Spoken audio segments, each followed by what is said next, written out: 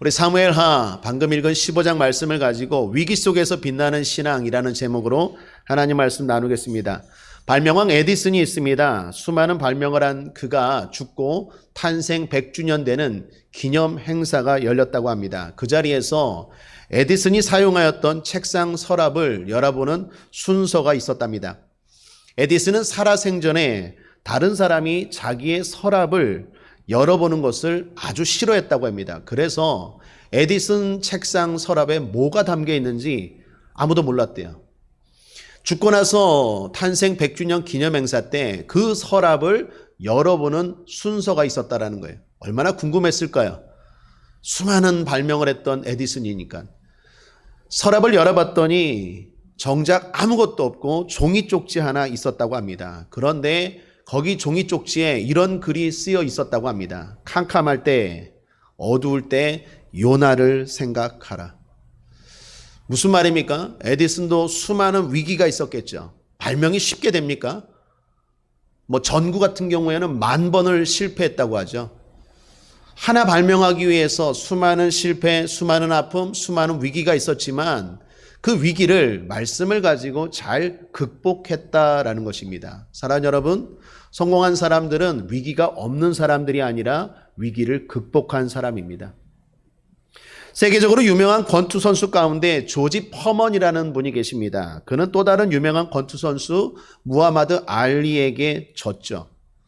이후 1976년 4월 30일 날 푸에르토리코에서 벌어진 지미 영이라는 선수와의 대결 직후에 임사체험을 합니다. 여러분, 임사체험이 뭡니까? 잠깐 죽는 거예요.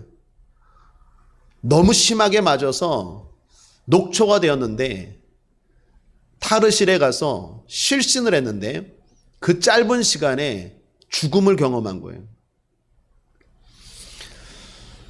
그는 그 후로 링을 떠났습니다. 그렇게 떠난 지 10년이 지난 후 1987년 다시 링에 돌아왔어요. 그때 나이가 45세였습니다. 여러분, 권투 선수로는 할아버지 나이입니다. 그럼에도 불구하고 그는 복귀했고 뿐만 아니라 세계 헤비급 챔피언 벨트를 따게 되었다고 합니다. 그가 위기를 극복하고 다시 권투를 할 수 있었던 힘이 뭐냐 물었을 때 그는 단연 하나님이라고 말합니다. 그리고 왜 다시 그 늙은 나이 많은 나이에 다시 권투를 했느냐라고 물었을 때도 동일하게 하나님의 영광. 이처럼 성공한 사람들은 위기가 없는 사람들이 아니라 위기를 극복한 사람입니다. 우리의 삶에 많은 위기가 있습니다. 그러나 우리가 어떻게 하느냐에 따라서, 특별히 하나님을 의지하는 그 믿음에 따라서 위기는 얼마든지 위대한 기회가 될 수 있습니다. 오늘도 여러분의 닥친 위기를 잘 극복하고 나에게 왜 이런 일이가 아니라 어찌 나에게 이런 좋은 일이라는 생각을 가지고 잘 이겨나가기를 주님의 이름으로 축복합니다. 오늘 말씀은 다윗 가정에 닥친 위기에 대한 말씀입니다. 아들 압살롬이 아버지 다윗을 대적하고 반란을 일으키는 장면이에요. 그리고 아버지는 어쩔 수 없이 왕궁에서 도망치는 장면입니다. 이런 위기 속에서 압살롬은 어떻게 행동하고 다윗은 어떻게 반응하는지 잘 살펴보시고 우리가 위기를 닥쳤을 때 신앙인들은 어떻게 해야 되는지 교훈을 얻는 이 시간 되기를 바랍니다. 1절부터 12절은요, 압살롬에 대한 이야기이고 13절부터 끝절은 다윗에 대한 이야기입니다. 자, 살펴보죠. 먼저 압살롬 이야기입니다. 압살롬은 다윗의 용서를 받았습니다. 무슨 말입니까? 압살롬이 형 암논을 죽였죠. 그리고 외국으로 도망쳤습니다. 그런 압살롬을 다윗 왕은 용서하고 다시 이스라엘로 돌아오게 했습니다. 받아준 것입니다. 그런데 이 압살롬이 아버지 다윗의 은혜도 모르고 영모를 꾸밉니다.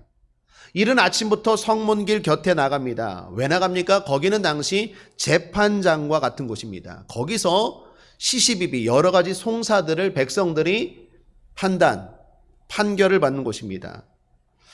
압살롬이 거기를 아침 일찍이 나갔대요. 그리고 사람들을 재판해 줍니다. 왜 그랬을까요? 아버지를 돕기 위해서 선한 목적으로? 아니요. 자기가 아버지의 왕권을 빼앗기 위해서, 사람들의 민심을 얻기 위해서 이른 아침부터 나가서 자기 마음대로 재판을 해줍니다. 거짓으로 재판해 줍니다. 거짓으로 아버지를 모함합니다. 그리고 거짓으로 사람들의 호감을 삽니다. 자신의 욕망 달성을 위해서 거짓을 동원합니다. 그리고 거짓으로 또한 군사를 일으킵니다. 아버지 다윗에게 거짓말합니다. 아버지, 내가 서원한 것이 있는데 헤브론에 가서 하나님께 제사를 드리고 올게요.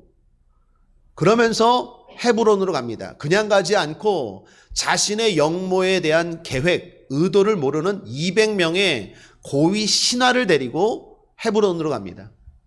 놀랍게도 지금 압살롬은 자신의 욕망을 위해서 하나님까지도 이용하고 있어요.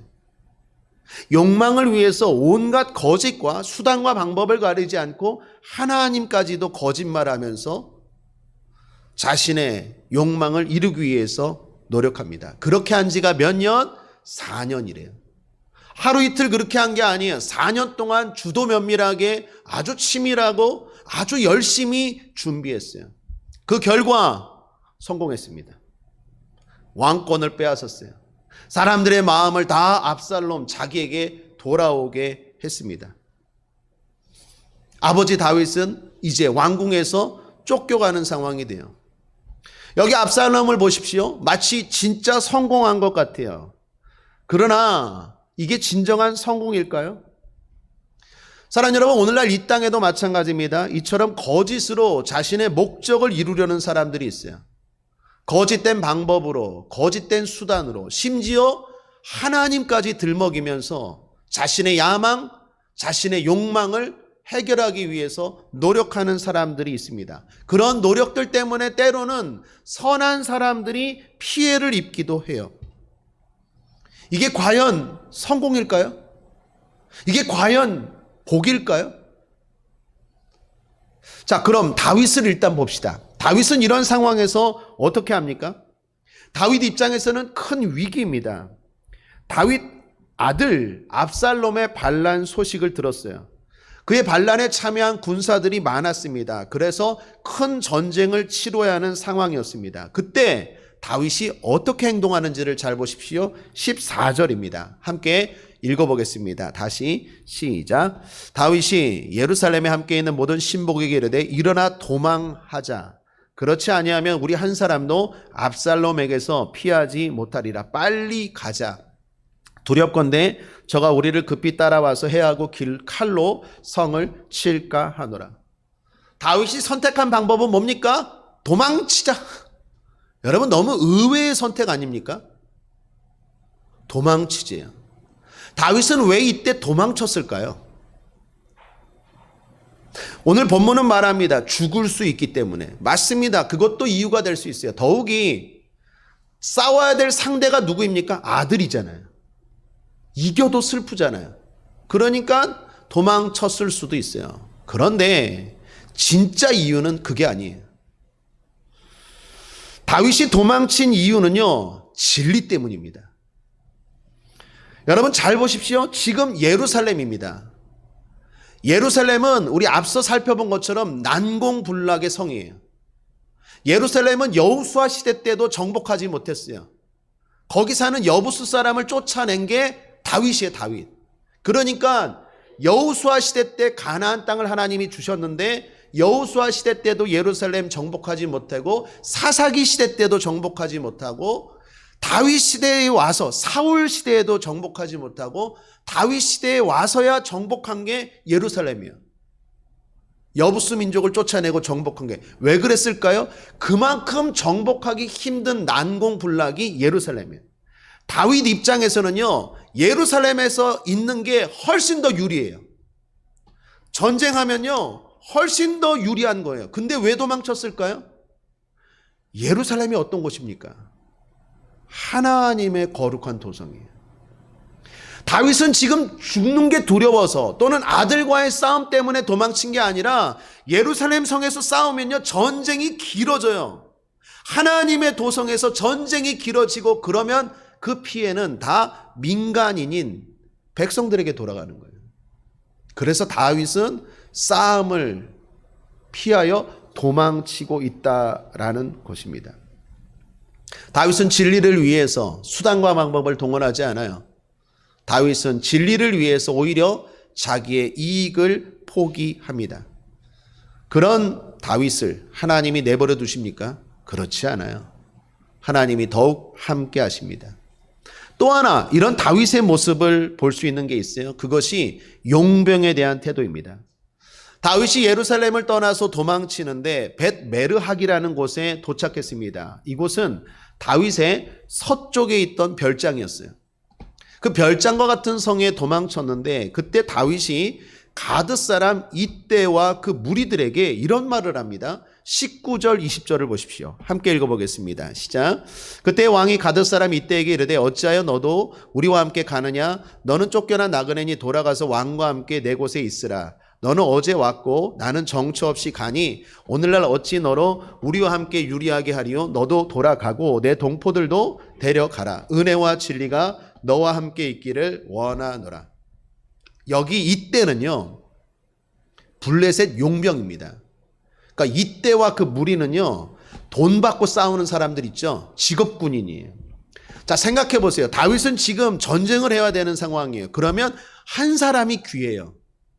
군사 한 사람이 귀한데 다윗이 지금 말하는 거예요. 이때에게 야, 너 돌아가라. 나 너에게 돈 줄 수도 없고 지금 내가 왕도 아니고 내 처지가 도망치는 처지인데 네가 내 백성도 아닌데 굳이 같이 갈 필요가 어디 있느냐 라면서 네 살 길로 돌아가라. 오히려 압살롬 거에게 붙어 있어라 라고 말하는 거예요. 여러분 이게 말이 됩니까? 자기도 어려운데 남을 배려하고 있어요. 왜 그럴까요? 다윗은 수단과 방법을 가리지 않고 자기의 욕망을 이루는 사람이 아니라 진리를 위해 사는 사람이에요. 무엇이 옳은지, 어떻게 하는 것이 바른지를 생각하고 상대방을 배려합니다. 이런 다윗, 하나님이 내버려 두십니까? 결코 내버려 두지 않아요. 망합니까? 절대로 망하지 않아요. 하나님이 함께 하시고 오히려 승리케 하시는 줄 믿습니다. 또 하나, 이런 다윗의 모습이 또 하나 있습니다. 그것이 언약궤입니다.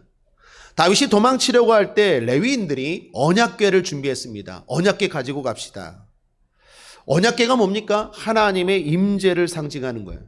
여러분 언약궤는요 당시에 어떤 물건보다도 어떤 무기보다도 중요한 물건이 언약궤입니다. 하나님을 상징하는 거예요. 하나님을 상징하는 언약궤가 간다라는 것은요 백성들의 마음, 민심을 얻기에 아주 중요한 거예요. 언약궤가 이동하면요 백성들의 마음도 어떻게 해요? 거기로 향하거든요. 그래서 당시 이스라엘에서는요 언약궤는 곧 하나님, 그러므로 다윗에게는 대단히 중요해요. 그래서 레위인들이 도망치면서 언약궤 같이 가지려고 하려는데 다윗이 이런 말을 해요. 내버려 둬라. 25절 함께 읽죠. 시작. 왕이 사독에게 이르되 하나님의 궤를 성으로 도로 메어 가라. 만일 내가 여호와 앞에서 은혜를 얻으면 도로 나를 인도하사 내게 그 궤와 그 계신 데를 보이시리라. 언약궤를요 사독이라는 제사장 보고 말합니다. 이거 갖고 다시 예루살렘에 갖다 둬. 하나님이 나에게 은혜를 베푸시면 내가 다시 돌아와서 이 언약궤 보게 될 거야 라고 말해요. 여러분 자기의 목적을 위해서, 자기의 왕권을 해서, 자기의 성공을 위해서는요 언약궤 가지고 가야 돼요. 제사장들도 그렇게 하자고 해요. 그런데 다윗은 뭘 생각합니까? 진리를 생각해요. 하나님은 나의 하나님이 아니라 이스라엘의 하나님인 거예요. 내 목적을 위해서, 내 영광을 위해서, 내 승리를 위해서 수단과 방법을 가리지 않고 다윗은 살지 않아요. 다윗은 어떻게 합니까? 진리를 생각해요. 그런 다윗, 하나님이 망하게 하십니까? 결코 망하게 하지 않아요. 결과적으로 압살롬이 망하고 다윗이 성공해요. 마지막 하나 더 봅시다. 다윗이 어떤 사람인지를 볼 수 있는 장면, 바로 후세입니다. 다윗에게 슬픈 소식이 들려옵니다. 그것은 아히도벨이라는 사람이 압살롬 편에 섰다라는 거예요. 여러분 압살롬 편에 선 아히도벨은요 삼국지에 나오는 제갈공명 같은 사람이에요. 아주 뛰어난 모략가예요. 그러니까 아히도벨이 압살롬 편에 섰다라는 것은 다윗 입장에서는 대단히 충격적인 사건이었어요. 아히도벨은 대단히 지혜로운 사람이에요. 그때 다윗은요, 얼마나 다급한지 하나님 앞에 기도해요. 하나님, 지혜를 주옵소서. 하나님, 나에게도 아히도벨과 같은 사람을 주옵소서. 하나님 바로 응답하십니다. 그리고 준 사람이 후세예요. 32절을 보십시오. 함께 읽죠. 시작. 다윗이 하나님을 경배하는 마루턱에 이를 때에 아렉 사람 후세가 옷을 찢고 흙을 머리에 무릅쓰고 다윗을 맞으러 온지라. 이 후세라는 사람도 대단히 똑똑한 사람이에요. 지략가예요. 아히도벨 못지않아요. 그런데 하나님이 응답하신 거예요. 배반한 아히도벨과 버금가는 후세를 준 거예요. 근데 문제는 이 후세가 나이가 많아요. 나이가 많으니까 이동하기가 힘들어요. 거동이 힘들어요. 여러분, 다윗 입장에서는요, 어떻게 할까요? 이동이 힘들고 거동이 힘들어도 빨리 따라와. 내 성공하기 위해서는 몰아붙여야 되는 거 아닙니까? 그런데 다윗은 말합니다. 그냥 있으라고. 남아 있으라고. 그랬더니 하나님이 아이디어를 주세요. 아이디어 하나를 주는데 어떻게 해요? 후세를 압살롬에게 보내요. 그러면 후세야, 압살롬에게 가서 네가 압살롬 편인 것처럼 해서 거기에 있는 아히도벨의 모략을 다 무력화시켜라. 첩자로 들어가라는 거예요. 그랬더니 후세가 뭐라고 말합니까? 따라가겠다고 했는데 다윗이 나이가 많으니까 말렸더니 그럼 그렇게 하겠다고. 그럼 첩자라도 해서 내가 하겠다. 나중에 뒤에 보면요, 이 후세 때문에 완전히 전쟁의 상황이 역전돼 버려요. 후세가 어떻게 합니까? 오늘 끝절 마지막으로 함께 읽겠습니다. 37절이죠. 시작. 다윗의 친구 후세가 곧 성으로 들어가고 압살롬도 예루살렘으로 들어갔더라. 성경이 뭐라고 말합니까? 친구래요. 여러분, 여기 다윗을 보십시오. 한결같이 다윗이 어떻습니까? 어려운 상황에서, 힘든 상황에서 진리를 선택해요. 자신의 안위보다도 백성들을 생각하고, 자신의 이익보다도 하나님의 성인 예루살렘을 생각하고, 자신의 성공보다도 언약궤인 하나님을 생각하고, 자신의 이득보다도 용병의 아픔과 처지를 생각하고 한 노인을 생각하고 배려해요. 여러분, 이게 쉬울 것 같아요? 평상시에는 쉬울 것 같지만 지금 어떤 상황이 위기에 위기. 내가 넉넉할 때 나누어 주는 건 쉽지만 내가 지금 힘들어요. 내가 힘들어요. 누구 아픔을 돌아볼 것도 없고 하나님을 생각할 것도 없어요. 많은 사람들이 내가 힘들면, 내가 아프면, 내가 괴로우면요, 배는 게 없죠. 하나님까지도 이용하려고 하고 진리도 없어요. 그냥 평상시엔 신앙인 같은데 위기가 닥쳐오면, 어려우면요, 신앙은 온데간데 없어요. 신앙인의 모습이 보이지 않아요. 오직 자기밖에 몰라요. 남을 돌아볼지도 모르고 배려할 줄도 모르고 하나님을 생각할 줄도 모르고 어떤 게 진리인지 어떤 게 거짓인지 그런 거 상관없어요. 오직 내가 살아남는 것. 이게 많은 사람들의 모습이에요.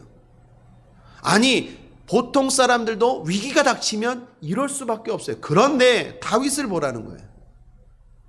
그런 위기 상황 속에서도 하나님을 생각하고 사람들을 생각하고 백성들을 생각하고 용병을 생각하고 노인을 생각하고 진리를 생각해요.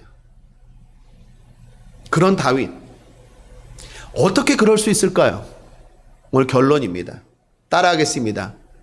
내가 믿는 하나님은 크신 하나님입니다. 다윗은 어떻게 이럴 수 있을까요? 다윗이 믿는 하나님이 크신 하나님이에요. 과거에 제가 읽었던 책 가운데 이런 책 제목이 있었어요. 영어로 책 제목이 이렇습니다. Your God is too small. Your God is too small. 네가 믿는 하나님, 너의 하나님은 너무 작다라는 뜻이에요. 그 책 제목이 참 인상 깊었어요. 내가 믿는 하나님은 얼마나 큰가. 그 책 속에 이런 문구가 있었어요. 내 인생의 크기는 내가 믿는 하나님의 크기에 따라 결정된다. 참 멋진 말인 것 같아요. 여러분의 믿는 하나님은 어떤 하나님입니까? 요거 하나 해결하지 못하는 하나님입니까? 그 하나님 못 믿어서 그렇게 수단과 방법을 가리지 않고 거짓됨으로 살아갑니까? 그렇게 타협하고 그렇게 위기를 모면하기 위해서 발버둥 칩니까? 오늘 거룩한 주일이에요. 많은 사람들이 주일을 어겨요. 물론 편해서 어기는 것도 있지만 먹고 살기 위해서 뭐 이런저런 핑계로. 아니 그 하나님 못 믿어요? 여러분이 믿는 하나님은 도대체 어느 정도 되십니까? 우리가 믿는 하나님은 큰 하나님인 줄 믿습니다. 다윗이 믿는 하나님은요, 큰 하나님이에요. 내가 지금 이렇게 안 해도, 내가 지금 이렇게 놔둬도, 내가 이렇게 어려워도 내가 믿음으로 살면 반드시 모든 걸 바꾸실 수 있는 하나님. 다윗이 나중에 고백하는 장면이 나오는데 역대상 말씀에 보면 다윗이 이런 고백을 합니다. 29장 11, 12절에 여호와여 위대하심과 권능과 영광과 승리와 위엄이 다 주께 속하였사오니 천지에 있는 것이 다 주의 것이로소이다. 여호와여 주권도 주께 속하였사오니 주는 높으사 만물의 머리심이니이다. 부와 귀가 주께로 말미암고 또 주는 만물의 주제가 되사 손에 권세와 능력이 있사오니 모든 사람을 크게 하심과 강하게 하심이 주의 손에 있나이다. 할렐루야. 다윗이 어떤 하나님을 믿고 있는지를 보여주는 장면이죠. 사랑하는 우리 국제하모니교회 성도님들, 여러분이 믿는 하나님은 얼마나 크신 하나님입니까? 다윗처럼 크신 하나님 믿게 되길 바랍니다. 알렉산더 대왕과 관련된 일화입니다. 그에게 늘 곁에 있었던 늙은 장수가 있었는데 그가 전역하고 고향으로 돌아가게 되었다고 합니다. 그때 알렉산더 대왕이 그 늙은 장수에게 물었어요. 소원을 하나 말하라. 소원을 말해봐. 그럼 내가 들어줄게. 그랬더니 이 늙은 장수가 이렇게 말했대요. 폐하가 점령하신 나라가 많은데 그 나라 중에 하나 저한테 주십시오. 주변에서 난리가 났어요. 이런 불경스러운 말을. 감히 왕에게 나라를 하나 달래요. 나라를. 전역하는. 그래갖고 주변의 신하들이 너 미쳤냐? 아니 어떻게 왕에게 그런 말을 하냐 그랬는데 알렉산더 대왕은요 오히려 다른 반응을 보였대요. 껄껄껄 웃으면서 그 신하에게 전역하는 그 늙은 장수에게 이렇게 말했대요. 한 나라를 가져라. 너는 내가 나라 하나도 줄 수 있을 만큼 나를 큰 자로 인정했도다. 그리고 진짜 알렉산더가 그 사람에게 나라 하나 떼줬대요. 사랑하는 여러분, 하나님은 하나님을 인정하는 자에게 축복하세요. 여러분이 믿는 하나님은 도대체 어느 정도 되십니까?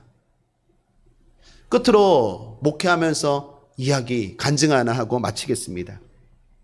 제가 과거에 설교 가운데 이런 제목으로 설교한 적이 있어요. 최악의 상황을 최고의 순간으로 만드시는 하나님. 제목이 참 좋죠? 벌써 메시지가 뭔지 아시겠죠?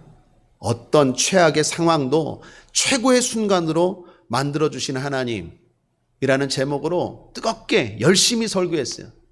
그 설교를 듣고 어떤 집사님이 사무실로 따라왔어요. 그리고 나서 울면서 이렇게 얘기하는 거예요. 목사님, 오늘 설교 너무 은혜 받았는데 정말로 하나님은 최악의 상황을 최고의 순간으로 바꾸어 주실 수 있는 분 맞습니까? 제가 뭐라고 했을까요? 아닙니다 했을 거예요. 그 설교 때는 그냥 믿습니까? 맞습니다 해놓고 아닌데요 이럴 수 없죠. 맞습니다. 그랬더니 그 집사님 하시는 말씀, 사실은 이번 주에 15살짜리 아들이 있는데 이 아들이 속을 많이 썩여요. 나쁜 친구들 만나서 본드 있죠. 그때는 본드였어요.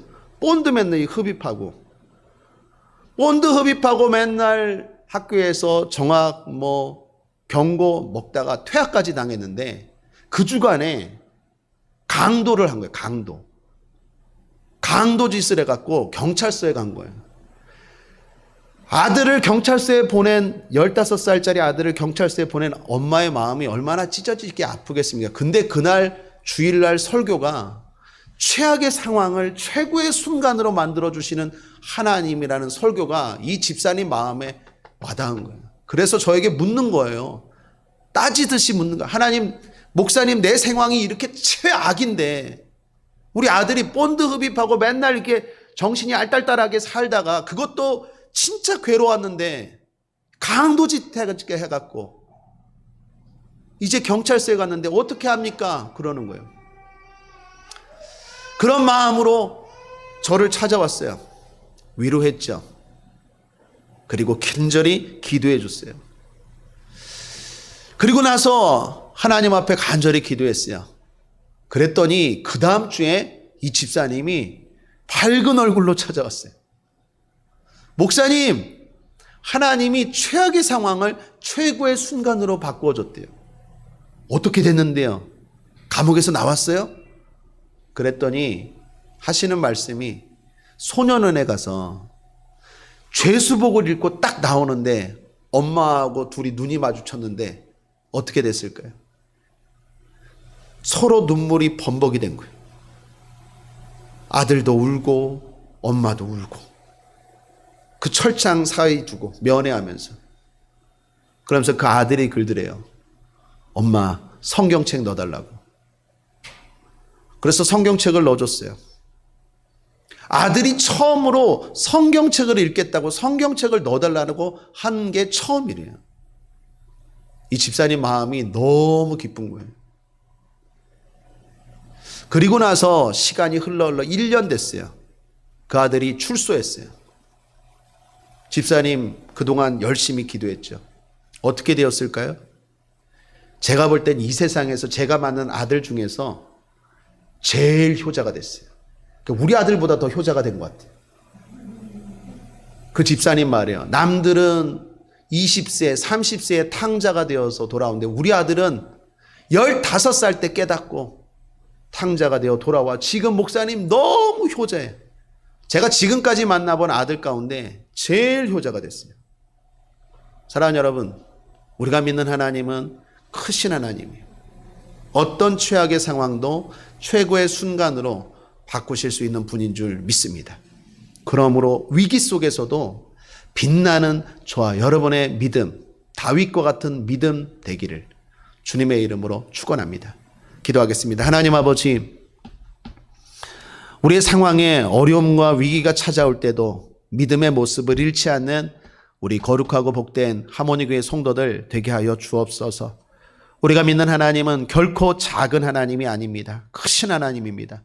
어떤 상황에서도 우리를 지키시고 어떤 상황에서도 우리를 보호하시고 어떤 상황에서도 하나님의 말씀대로 살아가는 그 자를 축복하시고 최악의 상황을 최고의 순간으로 바꾸실 수 있는 하나님인 줄 믿습니다. 그 하나님을 믿고 수단과 방법을 가리지 않고 거짓되게 살아가지 않게 하시고 믿음으로 진리로 말씀대로 살아가는 우리가 되게 도와주시옵소서. 성령님 붙잡아 주시옵소서. 감사드리며 예수님의 이름으로 축복하고 기도했습니다. 아멘.